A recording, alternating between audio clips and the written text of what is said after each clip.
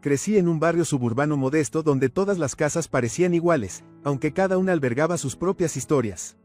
La nuestra no era la excepción. Nuestra casa familiar era de un solo nivel, estilo rancho, con contraventanas verdes descoloridas y un porche delantero que crujía con cada paso. No era gran cosa a la vista, pero era mía, o al menos se suponía que lo fuera. Heredé la casa de mi abuelo, un hombre que siempre había sido mi héroe. El abuelo llevó una vida tranquila y humilde. Era carpintero jubilado, y construyó esta casa con sus propias manos, llenándola de calidez y recuerdos. Cuando falleció hace 3 años, me dejó la casa en su testamento, un gesto que significó el mundo para mí. Pasé incontables fines de semana aquí en mi infancia, ayudándolo a plantar flores en el jardín o robando sorbos de su té helado, excesivamente dulce. Mi hermana, Rachel, era otra historia.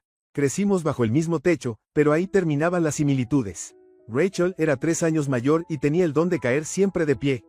Mientras yo trabajaba en 2 empleos para llegar a fin de mes, ella pasaba de un trabajo corporativo bien pagado a otro, siempre presumiendo sus gustos caros. Tenía la habilidad de hacer que todo girara en torno a ella, un talento que me había irritado desde que tengo memoria. Cuando se leyó el testamento del abuelo, Rachel se puso furiosa. ¿Por qué te lo dejaría a ti?, espetó, haciendo sonar sus uñas perfectamente manicuras sobre la mesa. Quiero decir, apenas puedes costear la reparación de un grifo que gotea, mucho menos mantener una casa.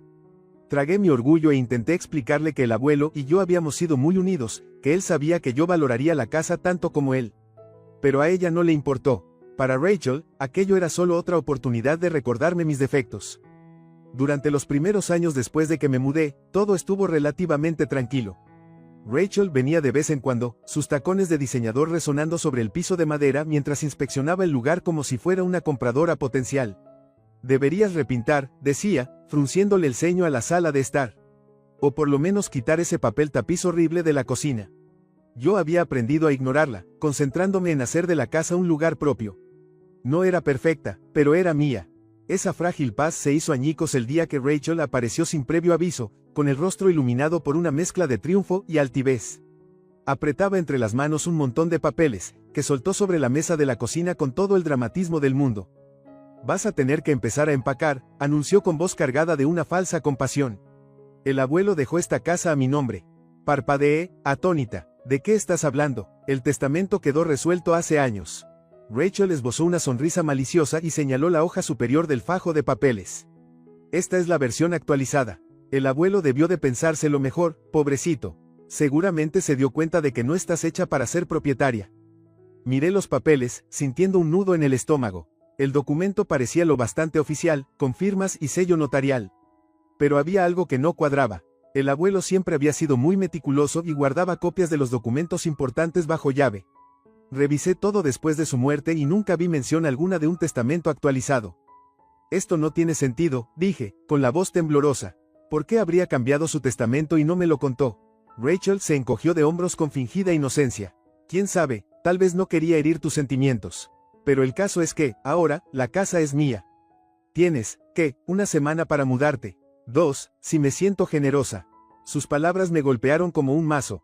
Mi hogar, el único lugar que realmente había sentido como mío, me lo estaban arrebatando. Y lo peor era que Rachel disfrutaba con mi sufrimiento. Se marchó contoneándose, con su bolso de diseñador colgado al brazo como un trofeo, mientras yo me quedaba inmóvil frente a la mesa, mirando ese supuesto testamento actualizado. La duda se mezcló con la rabia y la traición. El abuelo siempre había sido justo. No haría algo así sin avisarme. Pero la seguridad de Rachel no solo era cruel, era sospechosa. Algo no encajaba y no pensaba dejar que se adueñara de mi casa sin pelear. La sonrisa altanera de Rachel me persiguió durante días tras su visita. No podía comer ni dormir, y cada vez que cerraba los ojos veía esa mirada triunfante. No solo reclamaba mi casa, se comportaba como si ya hubiera colgado sus cortinas de marca y cambiado la cerradura. Por primera vez en mi vida, dejé de preocuparme por evitar el conflicto. Esta era mi casa, el lugar donde el abuelo me enseñó a clavar los clavos derechos y me dejaba ayudar con sus trabajos de carpintería. La casa guardaba recuerdos y amor que no estaba lista para perder, y menos en manos de alguien tan insensible como Rachel. Pasé horas revisando los archivos viejos del abuelo, buscando todo lo relacionado con el testamento. Tenía el original, notariado y registrado, además de sus notas escritas a mano sobre lo que deseaba dejar a cada miembro de la familia. En ninguna parte se mencionaba un testamento nuevo. Pero el documento de Rachel lucía profesional, completo con firmas y sellos oficiales. Si era falso, estaba muy bien hecho. El paso siguiente fue llamar a mi abogado, el señor Jamieson, quien había manejado la sucesión del abuelo. Era un hombre de unos 60 años, directo y con una mente muy aguda. Al contarle la historia de Rachel, no se anduvo con rodeos. Suena muy sospechoso, dijo. Si hubiera existido un Nuevo Testamento, me habrían notificado. Tráeme todo lo que tengas. La reunión fue tensa. El señor Jamieson revisó cuidadosamente los papeles que llevé, frunciendo el ceño cada vez más con cada página. Cuando le entregué la copia del testamento actualizado de Rachel, la examinó detenidamente, pasando los dedos sobre las firmas y el sello notarial. Esto es interesante, murmuró. El sello notarial es de una firma que conozco, pero hay algo que no me cuadra. Dame unos días para investigarlo. Salí de su oficina sintiendo un atisbo de esperanza. Si alguien podía desenmarañar esto, era él. Sin embargo, el optimismo no duró mucho. Rachel no cedía. Me bombardeaba con llamadas y mensajes, cada vez más condescendientes. Solo lo estás alargando para ser difícil, dijo en una llamada especialmente tensa. Cuanto antes aceptes la realidad, mejor para todos. ¿Realidad? Repliqué. Rachel, esta casa es mía. El abuelo me la dejó. Tu documento no cambia nada. Su risa era tan hiriente como de costumbre. Ay, qué lindo, pero vives en un mundo de fantasía. El tribunal se pondrá de mi parte, así que más vale que vayas empacando. Colgué el teléfono, temblando de coraje. La seguridad de Rachel era exasperante, pero también avivaba mi determinación. Si creía que podía intimidarme para que me rindiera, estaba muy equivocada. Una semana después, el señor Jamieson me llamó para darme novedades. Su tono era mesurado, pero noté un matiz de urgencia. Hiciste bien en sospechar. El notario que supuestamente selló este documento dejó la firma 2 años antes de la fecha en el testamento. No prueba nada de forma concluyente, pero sí despierta muchas dudas. Mi corazón dio un vuelco. Entonces, ¿podría ser una falsificación? Es muy probable, respondió, pero necesitamos más pruebas para demostrarlo. Recomiendo solicitar una orden judicial para impedir que ella tome más medidas. Una vez en el tribunal, podremos citar los registros notariales e investigar más a fondo. La idea de ir a juicio me revolvía el estómago, pero la alternativa, perder mi casa, era impensable. Con la ayuda del señor Jamieson, presenté los papeles necesarios. No tardó mucho en llegar la notificación de que Rachel también había contratado un abogado, intensificando la batalla aún más. Cada paso del proceso fue agotador. Papeleos interminables, noches sin dormir preocupándome por la siguiente movida de Rachel. Pero el punto de inflexión llegó cuando el señor Jamieson descubrió algo incriminatorio. Uno de los testigos nombrados en el testamento de Rachel no existía. Era un nombre falso, escrito en el documento para darle apariencia de legitimidad. Cuando me dio la noticia, sentí una mezcla de alivio y furia. Rachel no solo trataba de robar mi casa, sino que había construido su caso sobre un entramado de mentiras. Finalmente tenía la prueba para desmontarlo todo. La confianza de Rachel no flaqueó, ni siquiera cuando empecé a señalar las contradicciones en su historia. Se comportaba como si la casa ya le perteneciera, paseándose con una actitud de superioridad que me sacaba de quicio. Ni me di cuenta de que tuvo la desfachatez de cambiar las cerraduras un día que salí de compras. Al volver, mi propia llave no encajaba en la cerradura. La llamé, furiosa, y ella contestó con un tono meloso. Ay, actualicé las cerraduras por seguridad. No podemos permitir que alguien se meta a robar, ¿verdad? Es mi casa, Rachel, grité mientras caminaba de un lado a otro en el porche. No puedes cambiar las cerraduras. Ella suspiró con dramatismo, como si yo fuera una niña haciendo un berrinche. Legalmente, ahora es mi casa. Solo te estás haciendo daño a ti misma. Quizá, si eres amable, te dejaré una semana para sacar tus cosas. Colgué antes de decir algo de lo que me arrepentiría, con la cara ardiendo de ira. Era como una pesadilla, pero no pensaba permitirle salirse con la suya. Al día siguiente, entré como un torbellino en la oficina del señor Jamieson y le conté lo de las cerraduras. Se comporta como si ya hubiera ganado, protesté. Ni siquiera puedo entrar a mi propia casa. El señor Jamieson se mantuvo sereno, acomodándose las gafas mientras revisaba sus notas. La orden judicial está en vigor. Eso significa que no puede hacer cambios en la propiedad sin violar el mandato del tribunal. Si está alterando la casa, podremos usarlo en su contra. Su compostura me calmó, pero no hizo que la pelea fuera más fácil. En las semanas siguientes, la batalla legal se intensificó. El abogado de Rachel, un tipo arrogante llamado el señor Cummings, adoptó la misma actitud altanera de ella. En las reuniones preliminares, se recostaba en la silla con una sonrisa mientras rebatía cada punto que planteaba el señor Jamieson. Por supuesto, Rachel aprovechaba cualquier ocasión para darse aires. ¿Saben?, dijo en una de esas reuniones, golpeando la mesa con su bolígrafo, no quería llegar a esto. Pero si van a manchar el nombre del abuelo, supongo que no me dejan opción. Su audacia me dejaba sin palabras. ¿Nos acusaba de ensuciar la memoria del abuelo, cuando era ella la que falsificaba documentos?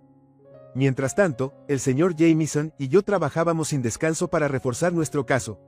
Localizamos al notario que supuestamente había estampado el documento de Rachel, y su testimonio fue contundente. Yo no notaricé esto, afirmó con firmeza cuando le mostramos la copia del testamento. Dejé esa firma hace años. Quien haya usado mi nombre en esto falsificó documentos oficiales. Era una prueba crítica, pero Rachel y el señor Cummings la descartaron como irrelevante. Su estrategia parecía ser prolongar el caso, confiando en que me quedara sin dinero o paciencia antes de que saliera a la luz la verdad. La situación llegó al límite cuando Rachel empezó a involucrar al resto de la familia. Sabía muy bien cómo lograr que sintieran lástima por ella, pintándome como la hermana avariciosa que se negaba a respetar las verdaderas intenciones del abuelo. Incluso arrinconó a nuestra tía Carol en una reunión familiar, hablándolo bastante alto para que todos oyeran. No puedo creer lo que está haciendo, se quejaba Rachel, secándose unas lágrimas fingidas con un pañuelo. El abuelo quería que yo tuviera la casa. Me lo dijo muchas veces antes de morir, pero ahora ella quiere robármela. La tía Carol, que siempre había sospechado de las manipulaciones de Rachel, parecía dudosa. Bueno, si el abuelo de verdad actualizó su testamento.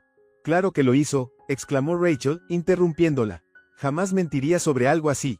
Yo me mantuve callada, apretando los puños mientras Rachel seguía con su actuación de víctima. Al final de la reunión, varios familiares me miraban con recelo, e incluso algunos se negaron a hablarme. Lo que más me dolió fue cuando mi madre me llamó al día siguiente. Cariño, empezó con cautela, no quiero tomar partido, pero Rachel ha estado diciendo cosas. Mamá, ella está mintiendo, la interrumpí, con la voz quebrada. Ese documento es falso, y puedo probarlo. No entiendo por qué no pueden resolver esto sin llegar a los tribunales, suspiró con un tono de decepción. El abuelo no habría querido esto. Sus palabras me hirieron profundamente. Quise gritar que quien estaba ensuciando la memoria del abuelo era Rachel, no yo, pero sentía que era inútil. Mamá siempre había preferido ignorar los conflictos antes que afrontarlos, y Rachel los sabía aprovechar muy bien. A pesar de la creciente presión, no me rendí. El señor Jameson siguió encontrando incongruencias en la historia de Rachel, y yo me esforcé por mantener la calma. No fue sencillo, hubo noches en las que lloré hasta quedarme dormida, abrumada por el peso de la situación. Pero cada lágrima solo avivaba mi determinación. El punto decisivo llegó cuando el señor Jameson citó los registros bancarios del abuelo. Según el testamento actualizado de Rachel, él había pagado los honorarios notariales pocas semanas antes de morir. Pero los registros indicaban lo contrario, no había ningún pago de ese tipo. De hecho, no hubo movimientos extraños en esas fechas. También localizamos a un perito calígrafo que analizó las firmas del documento. Su conclusión fue contundente, esta no es la firma de su abuelo, declaró en su informe. El trazo y la presión no coinciden con otros ejemplos de su letra. Por supuesto, Rachel insistió en desmentirlo. El abuelo estaba viejo, señaló en una de las audiencias, con fingida preocupación. Quizás su letra cambió, al final no gozaba de buena salud, ¿saben? Pero el juez no se veía convencido. Cada nueva prueba minaba la credibilidad de Rachel. Cuando descubrimos que los nombres de los testigos en su testamento también presentaban irregularidades, dejó de sonreír por completo. Aún así, se negó a admitir la derrota. Esto es una cacería de brujas, gritó en una audiencia especialmente tensa. Todos se confabulan contra mí porque no soportan la verdad. Pero las fisuras en su fachada eran cada vez más evidentes, y se notaba que lo sabía. El día de la audiencia final llegó, y mis nervios estaban a flor de piel. Me senté junto al señor Jameson en la mesa de la parte demandante, aferrada al borde de mi silla con los nudillos blancos. Rachel se ubicó al otro lado de la sala, tan arrogante como siempre, luciendo un traje impecable como si asistiera a una reunión de negocios. Su abogado, el señor Cummings, estaba igual de confiado, haciendo repicar su bolígrafo contra la mesa. Confiaba, sin embargo, en la verdad. Esto ya no se trataba solo de la casa, sino de la memoria del abuelo y de los valores que me había inculcado. No permitiría que las mentiras de Rachel empañaran nada de eso. La sesión comenzó con los argumentos de ambas partes. La voz del señor Jameson se mantuvo firme y clara al exponer nuestro caso. Las pruebas demostrarán que este supuesto testamento actualizado es una fabricación, lleno de incongruencias y firmas fraudulentas, afirmó. Su convicción me dio una chispa de esperanza, a pesar de mi corazón acelerado. El abogado de Rachel intentó darle un giro dramático, pintándola como la nieta ejemplar que solo quería cumplir los últimos deseos del abuelo. Se trata de honrar la voluntad de un hombre, no de discutir detalles niños, afirmó el señor Cummings. Mi clienta no tiene razón alguna para falsificar tal documento. La idea es absurda. Entonces comenzaron los testimonios. El notario, un hombre de mediana edad con semblante serio, fue el primer testigo. El señor Jamieson no perdió el tiempo. Señor Allen, usted ha revisado este documento. ¿Lo notarizó usted? No, respondió con firmeza, su voz resonando en la sala. Dejé esa firma años antes de la fecha de este supuesto testamento. Usaron mi nombre y mi sello sin mi conocimiento ni consentimiento. Rachel se removió incómoda en su asiento, y su fachada segura mostró la primera grieta. El señor Cummings intentó desacreditar el testimonio, sugiriendo errores de memoria o de archivo, pero el notario se mantuvo inquebrantable. Después, subió al estrado el perito calígrafo. Explicó detalladamente su análisis, mostrando comparaciones entre la firma verificada del abuelo y la del documento. Las diferencias son innegables, señaló, exhibiendo diapositivas en la pantalla de la sala. El ángulo de inclinación y la presión de la escritura no coinciden. Esta firma no es auténtica. Para ese momento, la expresión de Rachel se había endurecido. Susurraba algo con furia al señor Cummings, quien también parecía cada vez más molesto. El golpe final llegó cuando el señor Jamieson presentó los registros bancarios.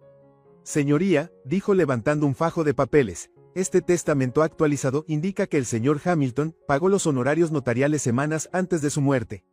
Sin embargo, estos registros demuestran que no hubo tal transacción. De hecho, no se hizo ningún retiro de efectivo ni pago inusual durante ese período. La jueza se inclinó hacia adelante para examinar los documentos con detenimiento. La sala se sumió en un silencio cargado de tensión. El abogado de Rachel trató de contraatacar. Es posible que el señor Hamilton pagara en efectivo, lo que no aparecería en los registros. Estas incoherencias no prueban nada de forma concluyente. Pero el señor Jamieson ya estaba preparado. Aunque así fuera, su señoría, la falta de retiros en efectivo en los meses previos a su fallecimiento vuelve muy improbable esta historia. Sumado al sello notarial fraudulento y la firma falsificada, queda claro que este documento es una farsa.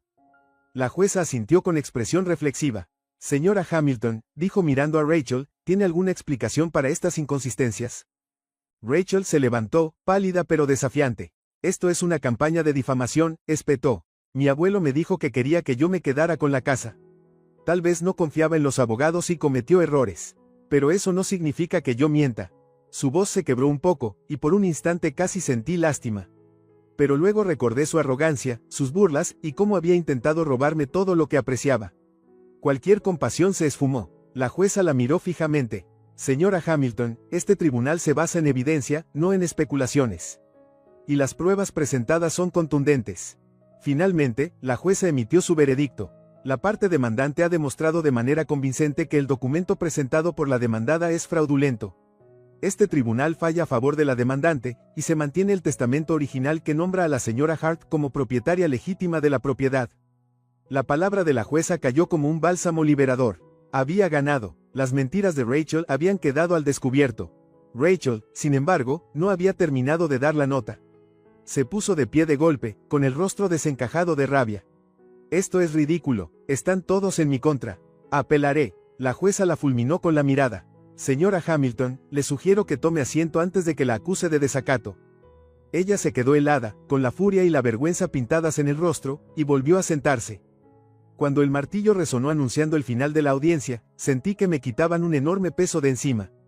Mi casa estaba a salvo, y la memoria del abuelo, limpia. Me giré hacia el señor Jamieson, quien me dedicó una sonrisa poco habitual. Felicidades, señora Hart. Hoy se ha hecho justicia. Rachel salió hecha una furia de la sala, sin siquiera mirarme. Su derrota era pública y total, y no pude evitar sentir una pizca de satisfacción. Intentó arrebatarme todo, pero al final, fue ella quien perdió. Al salir del juzgado, me recibió un aire fresco de otoño que se sintió como el primer aliento verdadero en semanas. Por fin me sentía libre de la nube oscura que Rachel había traído a mi vida. El señor Jamieson me estrechó la mano con firmeza, dejando ver una calidez poco habitual. Te has manejado bien, dijo. No cualquiera tiene la entereza para llegar hasta el final. Le sonreí, sintiendo un profundo agradecimiento. No lo habría logrado sin ti. Gracias por todo. Al girarme para irme, vi a algunos familiares reunidos a las afueras del juzgado. Algunos evitaron mi mirada, avergonzados por haber apoyado a Rachel, pero mi tía Carol se acercó con gesto de arrepentimiento. Te debo una disculpa, comenzó. Rachel nos engañó a todos. Yo debí saberlo. Busqué señales de fingimiento en su rostro, pero no encontré nada. Parecía sincera. Está bien, respondí con suavidad. Rachel sabe cómo manipular. No puedo culparte por querer creerle. Carol asintió, visiblemente aliviada. Si alguna vez necesitas algo, llámame. Te mereces algo mejor de esta familia. Era un pequeño paso hacia la reconciliación, pero lo valoré. No todos estarían dispuestos a reconocer su error. Las consecuencias para Rachel fueron rápidas y demoledoras. Su engaño corrió como la pólvora en la familia, y cualquier buena reputación que tuviera se desmoronó de la noche a la mañana. Incluso me enteré, por comentarios ajenos, de que su empresa se enteró del caso y decidió despedirla discretamente. Era casi poético. Había construido su vida sobre la manipulación y el engaño, y ahora todo se le venía abajo. Una noche, recibí un mensaje de texto suyo. Era corto y amargo. Crees que ganaste, pero te vas a arrepentir algún día. Me quedé mirando ese mensaje un buen rato, decidiendo si contestar. Al final, no lo hice. Las amenazas de Rachel ya no tenían ningún poder sobre mí. Ella estaba fuera de mi vida, y así pensaba mantenerla. Con la sombra de Rachel disipada, por fin pude volver a enfocarme en la casa. Lo primero que hice fue deshacerme de la pintura descascarada en las paredes exteriores, algo que Rachel siempre criticaba. Pasé un fin de semana pintándolas de un tono crema cálido, borrando cualquier rastro de sus comentarios mordaces. Mientras trabajaba, sentía al abuelo más cerca que nunca. Su espíritu parecía habitar cada rincón de la casa, desde la tabla del piso que siempre rechinaba en el pasillo hasta el jardín trasero, donde plantábamos girasoles.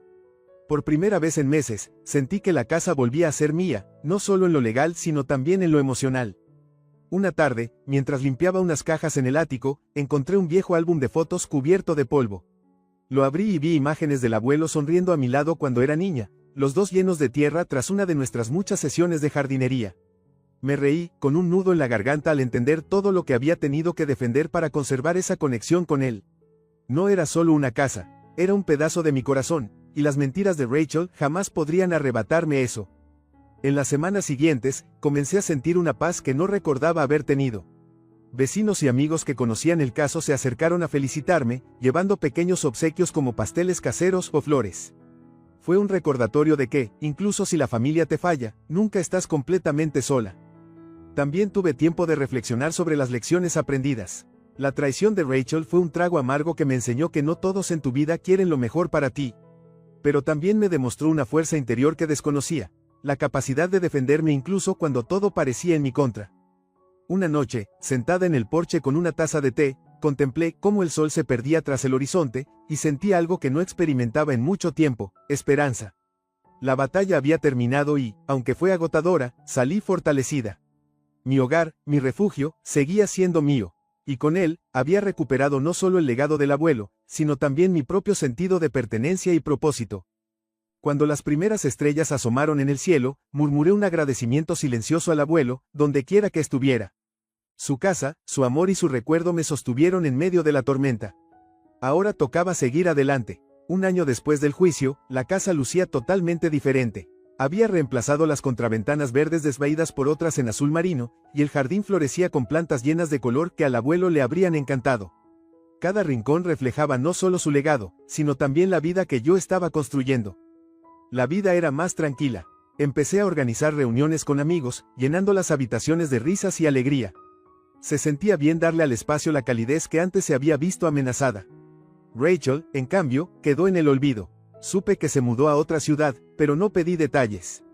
Ese capítulo estaba definitivamente cerrado. Mientras observaba a los niños del vecindario andar en bicicleta una tarde soleada, sentí una gratitud inmensa. La casa no era solo una victoria legal, se había convertido en símbolo de mi perseverancia. Me recordaba cada día que, por fuerte que sea la tormenta, siempre se puede recuperar la paz y la dicha.